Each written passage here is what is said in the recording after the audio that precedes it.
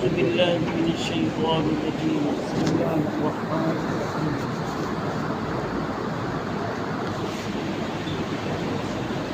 يا أيها الذين آمنوا بالله ورسوله والكتاب الذي نزل على رسوله والكتاب الذي أنزل من قبل. وعن أبي هريرة رضي الله تعالى عنه عن النبي صلى الله عليه وسلم ثلاث من وجد فيه حلاوة الإيمان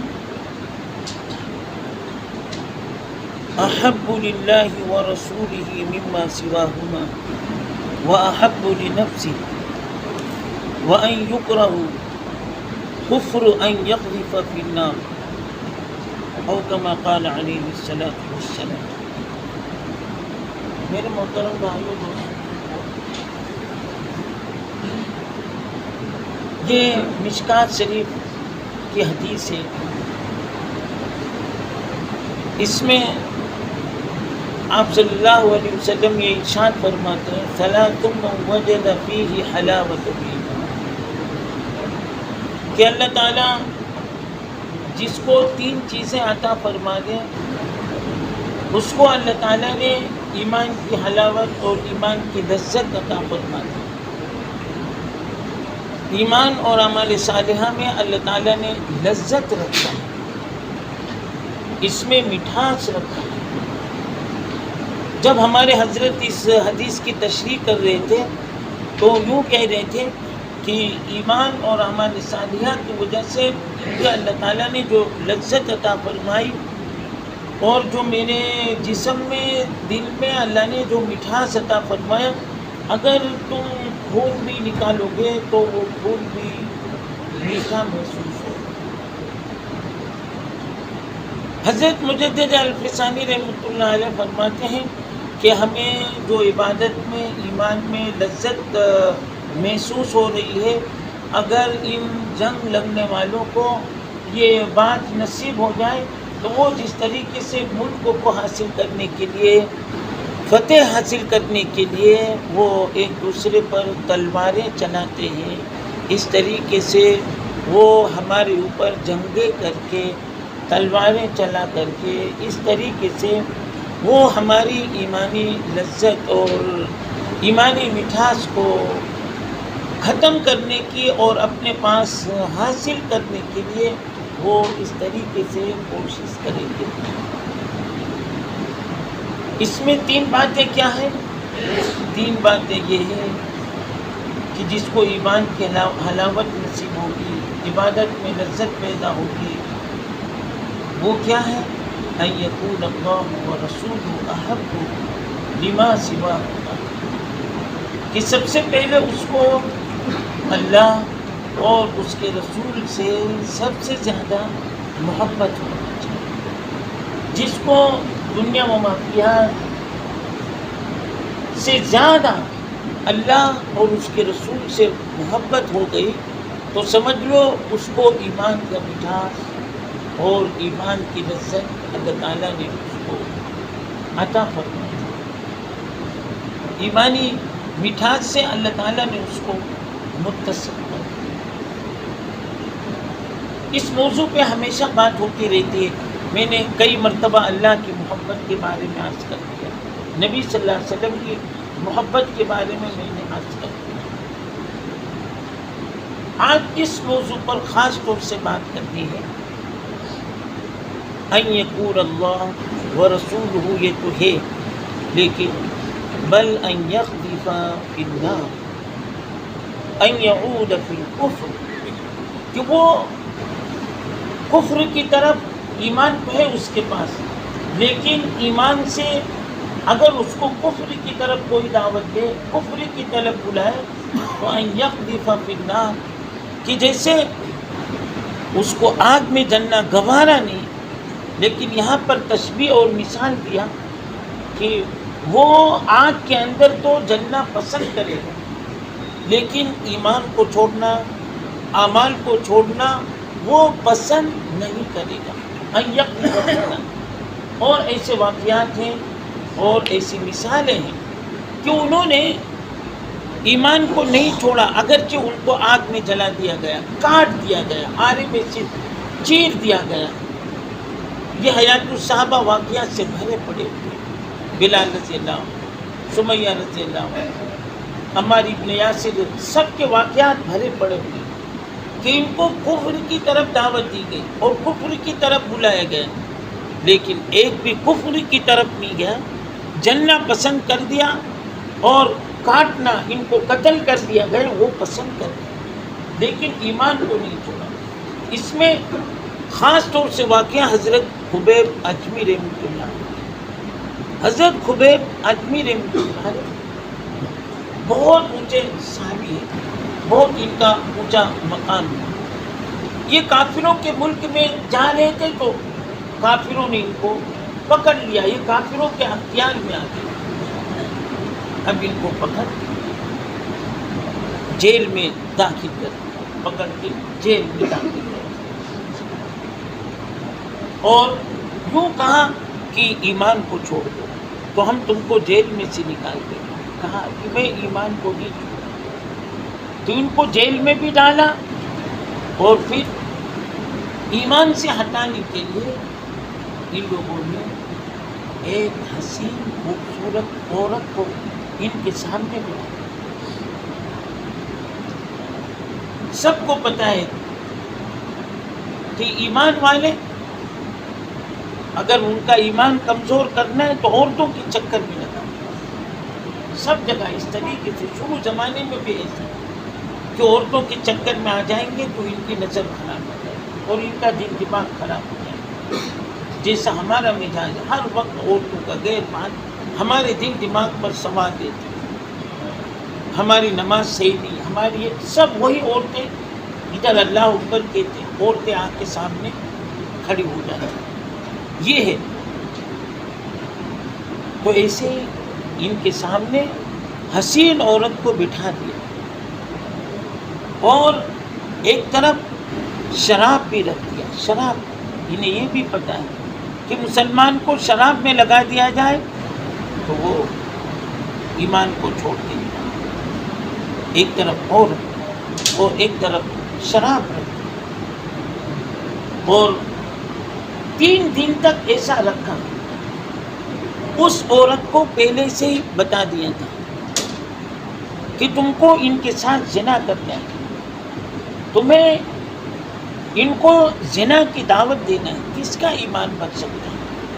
کوئی حسین عورت آ جائے، اچھے اچھے کی تصویر گر جاتی، اچھے اچھے اللہ والے مسجد میں بیٹھنے والے اس میں مبتلا ہو جاتے، وہ تو اللہ حفاظت کرے، ورنہ اگر عورت سامنے آ جائے اور عورت برائی کی دعوت دے، کس کا ایمان بچ سکتا ہے سامنے سے؟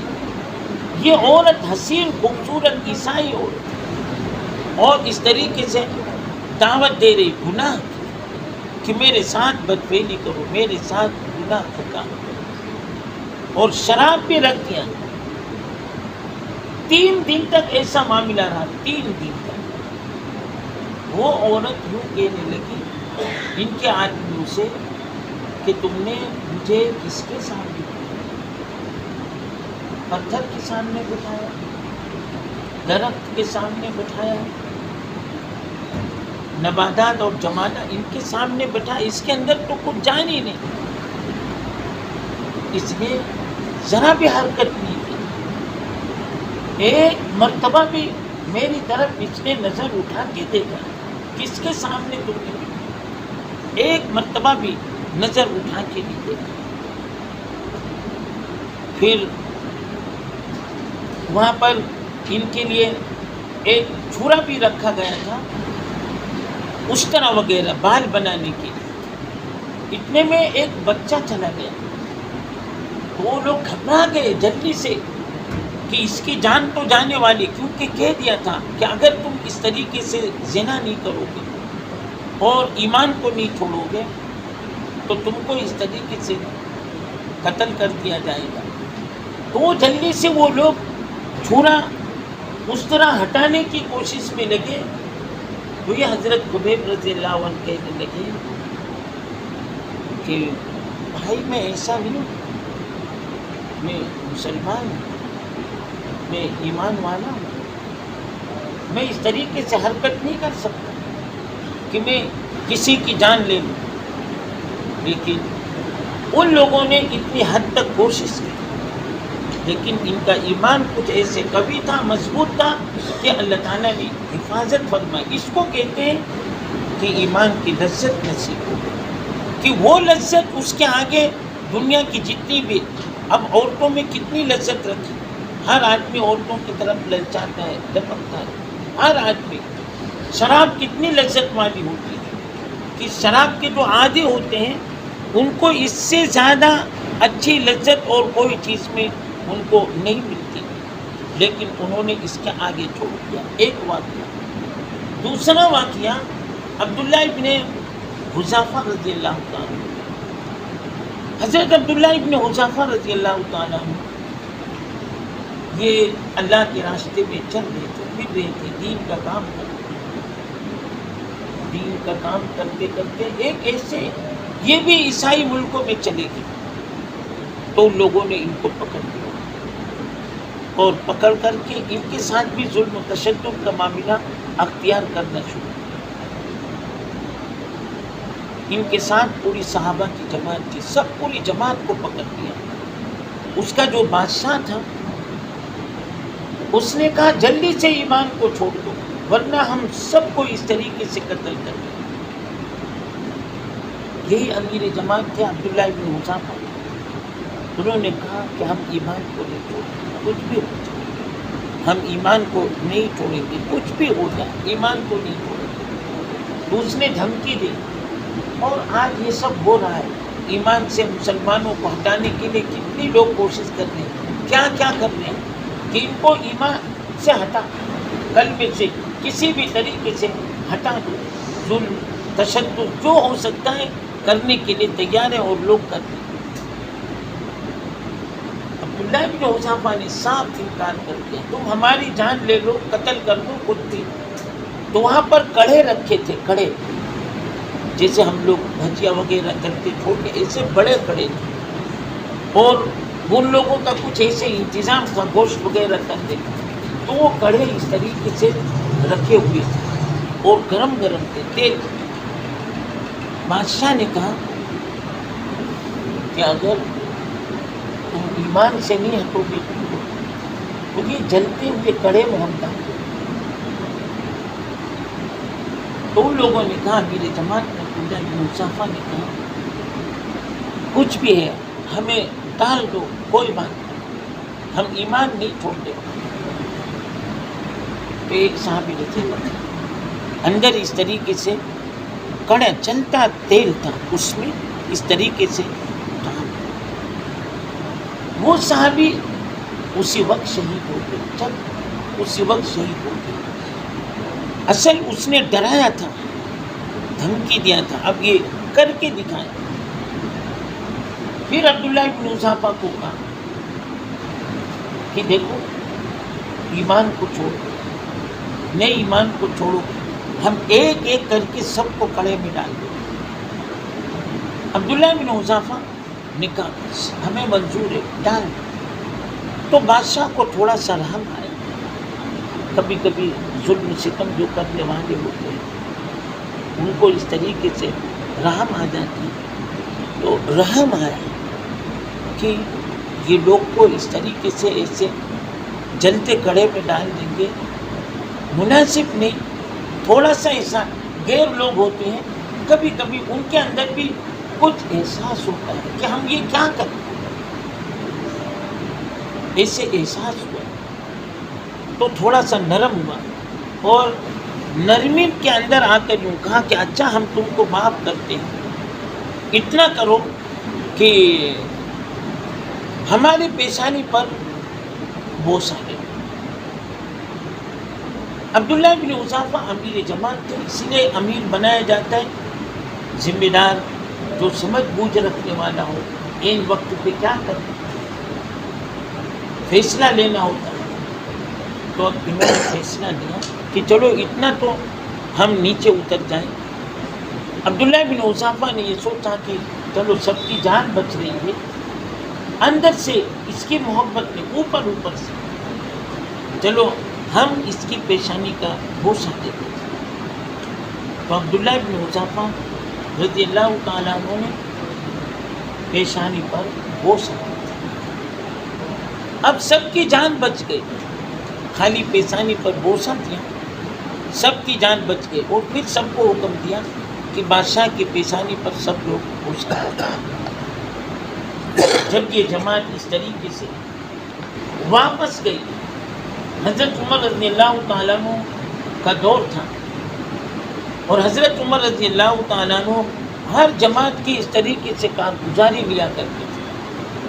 تو اس طریقے سے جب یہ جماعت حاصل ہوئی، کارگزاری لیا، اس میں عبداللہ بن حذافہ رضی اللہ تعالیٰ عنہ نے یہ پوری کارگزاری بتائی کہ ہمارے ساتھ ایسا ایسا معاملہ.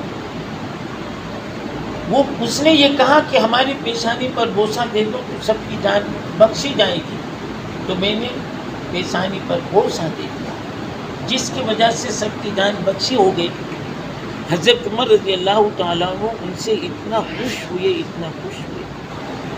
کہ حضرت عمر رضی اللہ تعالیٰ عنہ نے خود ان کی پیشانی پر بوسہ، خود پیشانی، عبداللہ بن حذافہ ان کی پیشانی پر خود بوسہ. اور پھر سب کو، جتنے بھی صحابہ وہاں پر موجود تھے، سب کو ارشاد فرمایا کہ سب لوگ ان کی پیشانی کا بوسہ دیں، سب لوگ ان کی پیشانی کا بوسہ دیں. انہوں نے ایسا کارنامہ حکمت اور عملی مصلحت کا کیا ہے، سب ان کے پیشانی پر بوسہ دیں. تو کہنے کا مطلب یہ کہ جب ایسا ایمان اللہ ہم کو نصیب فرمائیں گے کہ ایمان کے مقابلے میں کچھ بھی کسی کی پرواہ نہیں، نہ جان کی، نہ مال کی، نہ عزت کی، آبرو کی، ایمان کے مقابلے کسی کی بھی پرواہ نہیں، تو پھر اللہ تعالیٰ ایمان کی حلاوت اور ایمان کی لذت نصیب کریں گے. جس دن یہ ایمانی کیفیت اور ایمانی لذت حاصل ہو جائے گی، پھر آدمی کا دل دنیا سے اٹھا. آج جو ہمارا دل مسجدوں میں نہیں لگتا، یوں سلام پھیرا، یوں دعا ہوئی، بات مسجد میں جلدی سے نکلنے کے.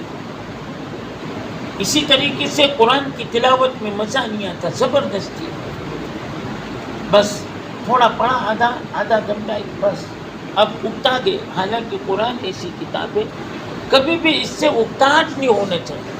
آج 1400 صدیاں ہو گئے، لیکن قرآن جو پڑھو گے اتنا اور سمجھ میں آئے گا اور قرآن کی لذت ملے گی. چاہے اور کتابیں تو ایک مرتبہ آدمی پڑھ لیتا ہے، بلکہ گانے تک ایک مرتبہ گانا سن لیا، دوسری مرتبہ آدمی گانا نہیں سنتا. ایک گانا سن لیا، کوئی شاعر اگر اس طریقے سے اسی کو بار بار پڑھے گا تو آدمی اس کے اوپر مٹی پھینکے گا، انڈا پھینکے گا. یہ مشاعرے میں سب جگہ ایسا ہوتا ہے. کیا بس کرو، بس ایک مرتبہ بس.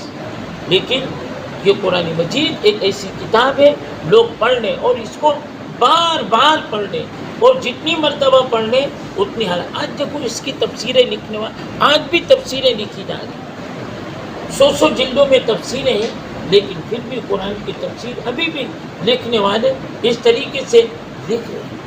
کہ اللہ تعالیٰ ہم سب کو یہ ایمانی لذت اور یہ ایمانی حلاوت اللہ تعالیٰ ہم سب کو نصیب کرے.